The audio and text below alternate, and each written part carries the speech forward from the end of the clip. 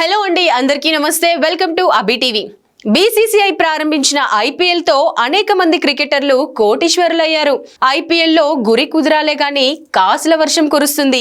కనీసం జాతీయ జట్టుకు ఒక్క మ్యాచ్ ఆడని వాళ్లపైన ధనరాశులు కుమ్మరించడం ఐపీఎల్ లోనే చూస్తుంటాం. అందుకు శుభం దుబే అనే యువ ఆటగాడు సరైన నిదర్శనం. శుభం దుబే విదర్భ క్రికెటర్. అతడి తండ్రి బద్రి ప్రసాద్ ఓ పాన్ దుకాణం యజమాని. ఒకప్పుడు క్రికెట్ కిట్ కొనడానికి కూడా డబ్బులు లేని స్థితి నుంచి నేడు ఐపీఎల్లో ఆడేంత వరకు దూబే ప్రస్థానంలో ఎన్నో ఒడిదుడుకులున్నాయి. సుదీప్ అనే వ్యక్తి చేసిన సాయంతో దూబే క్రికెట్ లో ఎదిగాడు.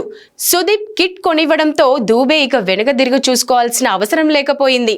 విదర్భ క్రికెట్ అసోసియేషన్ తరపున అండర్-19, అండర్-23 జట్లకు ఆడుతూ తానేంటో నిరూపించుకున్నాడు. దుబాయ్లో జరిగిన ఐపీఎల్ వేలంలో శుభం దుబేని రాజస్థాన్ రాయల్స్ ఫ్రాంచైజీ ఏకంగా 5,08,00,000కు కొనుగోలు చేసింది. దేశవాళీ క్రికెట్లో సయ్యద్ ముస్తాక్ అలీ టోర్నీలో రాణించడం దూబేని ఐపీఎల్ వరకు తీసుకువచ్చింది. సయ్యద్ ముస్తాక్ అలీ టోర్నీలో 187 స్ట్రైక్ రేట్తో అదరగొట్టాడు. ఈ సగటు చాలు అతడి హిట్టింగ్ పవర్ ఎలాంటిదో చెప్పడానికి. అందుకే వేలంలో దూబే కోసం ఢిల్లీ క్యాపిటల్ నుంచి గట్టి పోటీ ఎదురైనప్పటికీ రాజస్థాన్ రాయల్స్ భారీ మొత్తంతో అతడిని సొంతం చేసుకుంది.